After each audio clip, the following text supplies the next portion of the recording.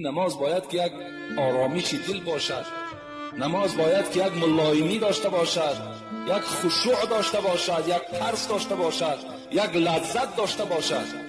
امروز برادرای ما و شما بعضی هاش تیزتر نماز میخوانند که تا که رفته تیزتر به قضای حاجت کنند.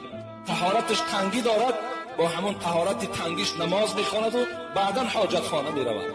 حالا که پیغمبر خدا گفتند در دو حالت نماز شما را خدا قبول نمیکند. یکی در حالتی که اگر طهارتای شما تنگی دارد، شما با او احوال نماز میخوانید، این نماز شما نماز نیست گفتند. دوم در حالتی که وقتی نماز باقی هست و در پیش شما طعام میارند و شکم به شما گرسنه هست، شما با این گرسنگی شکم اگر نماز خوانید نماز نمیشود. شما اول از طعام استفاده برین، دیگر توجه شما در داخلی نماز به سوی طعام نباشد، این حالت شما نماز خوانید.